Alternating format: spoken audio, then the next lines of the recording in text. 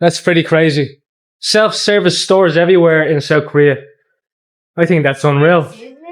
It is crazy, like it's crazy how trustworthy they are in this place. And then you select what you want or what? I think you scan it. Oh, your barcode.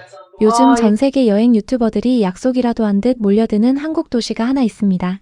놀랍게도 서울이 아닙니다. 바로 부산입니다. 그리고 아일랜드에서 온 한 커플은 부산에 도착한 다음날 아침 들른 작은 카페에서 한국인 직원에게 질문 하나를 던집니다. 그 대답을 들은 순간 두 사람의 부산 여행 전체가 완전히 달라지기 시작하는데요.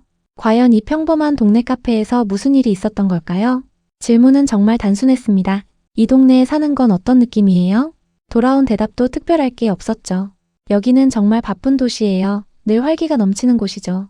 그런데 글렌과 매들린은 이 짧은 대화를 나누고 카페를 나서면서부터 부산이라는 도시를 완전히 다른 눈으로 보기 시작합니다. 수십 개 나라를 여행한 이 커플의 눈에 부산은 대체 어떤 모습으로 비쳤던 걸까요? 지금부터 두 사람을 따라가 보시죠. Can I just get sorry.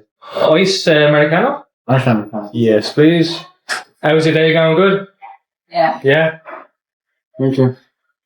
Thank you. You guys live around here? Yeah. Yeah? What's it like living around here in this area? This is like a very busy city, so Yeah. very busy. Hustle and bustle? Thank you. Appreciate that. Thanks, Peter. Bye. Have a good day. Thanks, guys. See you. Bye. 오늘의 주인공은 아일랜드 출신의 여행 유튜버 글렌과 매들린 커플입니다. 두 사람은 전 세계를 누비며 도시의 진짜 일상을 기록하는 콘텐츠로 알려져 있는데요. 화려한 관광지보다 그 나라 사람들이 실제로 살아가는 골목과 거리를 걷는 걸 더 좋아하는 여행자들이죠.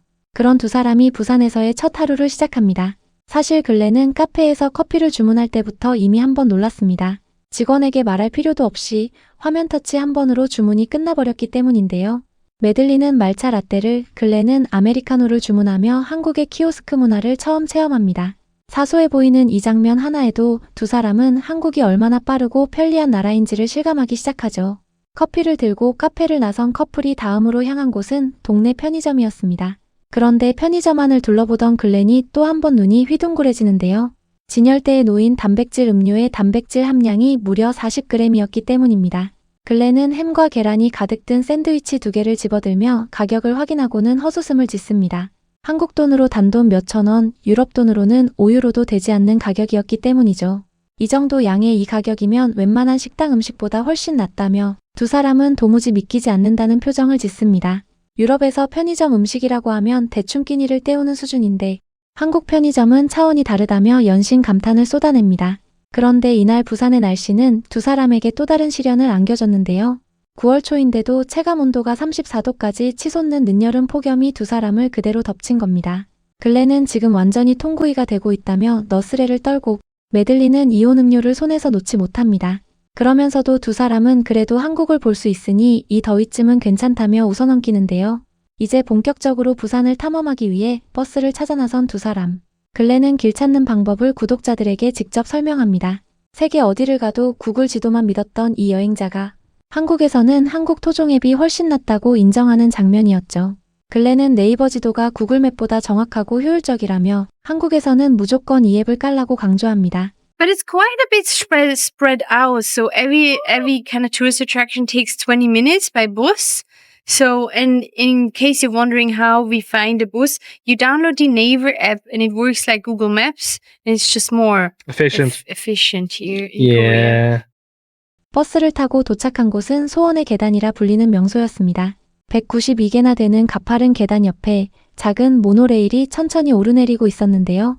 글렌은 이 모노레일의 정체를 알고 나서 깊은 감동을 받습니다. 이 시설이 관광객을 위한 게 아니라 계단을 오르기 힘든 동네 어르신들을 위해 만들어진 것이었기 때문이죠. 관광객도 무료로 탈 수 있지만 주민과 어르신들이 먼저 이용하도록 양보해야 한다는 안내를 보고 두 사람은 또 한 번 놀랍니다. 무엇보다 이 좋은 시설이 전부 무료라는 사실에 글렌은 결국 카메라를 보며 한국 정부가 정말 일을 잘했다고 말하죠. 고령화되어가는 동네 주민들을 위해 이런 배려를 설계해둔 한국 사회에 진심 어린 박수를 보낸 겁니다. 모노레일을 타고 골목 위로 올라간 커플은 주민들과 마주칠 때마다 밝게 인사를 건넵니다. 처음엔 낯설어하던 주민들도 이내 따뜻하게 화답해 주는데요. 글렌은 이렇게 평범한 한국의 주택가 골목을 직접 걸어보는 것 자체가 가장 특별한 경험이라며 즐거워합니다. 그리고 두 사람이 가장 기대했던 곳 감천문화마을에 도착합니다.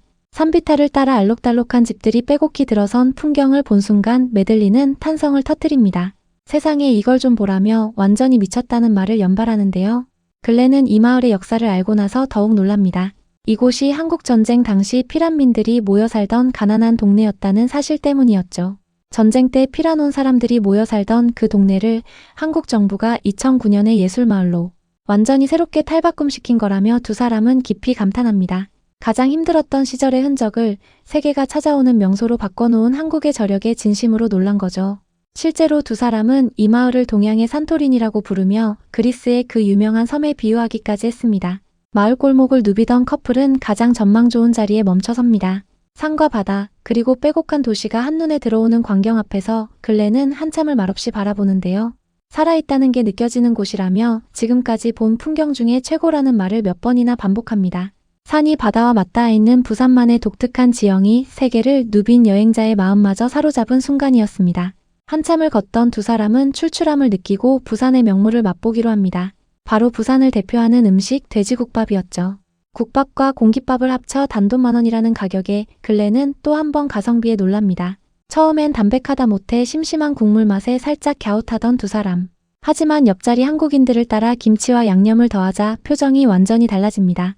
훨씬 맛있어졌다며 이 재료들이 바로 그래서 있는 거였다고 무릎을 치는데요. 한국 음식은 정해진 맛을 그냥 먹는 게 아니라 내가 직접 완성하는 음식이라는 걸 깨달은 겁니다.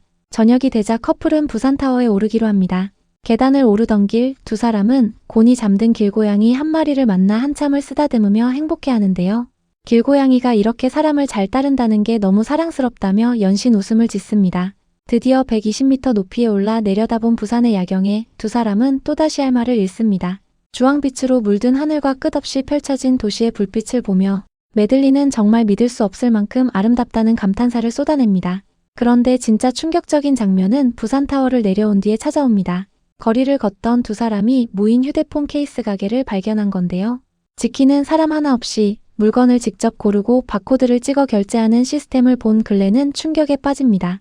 이게 말이 되냐며 누가 그냥 가져가도 모를 텐데 한국 사람들은 이렇게까지 서로를 믿는다는 게 놀랍다고 거듭 말하는데요. 유럽이었다면 단 하루도 버티지 못했을 무인 매장이 한국에서는 너무도 당연하게 운영되고 있던 겁니다. 거기에 거리 곳곳을 지키는 수많은 CCTV와 새로 뽑은 듯한 전기차와 하이브리드 차량들까지. 글렌은 한국이 단순히 안전한 나라를 넘어 이미 미래를 살고 있는 나라 같다고 말합니다. 두 사람은 길을 걷다 제로칼로리 사탕만 가득한 가게를 발견하고는 한국은 그야말로 사탕천국이라며 어린아이처럼 신나하기도 했죠. 여행의 마지막 두 사람은 길거리에서 호떡을 파는 한국인 사장님과 만납니다. 글렌이 먼저 환하게 웃으며 자신을 아일랜드에서 왔다고 소개하자 사장님도 따뜻하게 이름을 건네며 화답하는데요. 가꾸운 따끈한 호떡을 건네받은 두 사람은 씨앗이 가득한 그 맛에 또 한 번 행복한 표정을 짓습니다. 짧은 대화 한마디, 따뜻한 호떡 하나에도 정을 느낄 수 있는 나라. 그게 바로 외국인들이 한국을 좀처럼 잊지 못하는 진짜 이유였습니다. 부산에서의 첫 하루를 마친 글렌과 메들린은 아직 보여줄 게 너무 많다며 다음 여행을 기약합니다. 카페에서 던진 질문 하나로 시작된 이 여행은 결국 두 사람에게 평생 잊지 못할 하루가 되었는데요. 우리에게는 그저 평범한 동네 골목, 평범한 편의점, 평범한 국밥 한 그릇. 하지만 누군가에게는 그 모든 것이 비행기를 타고 날아와서라도 경험하고 싶은 특별한 하루였던 겁니다. 오늘도 외국인의 눈을 빌려 우리가 미처 몰랐던 부산의 진짜 가치를 다시 한번 발견하게 되네요.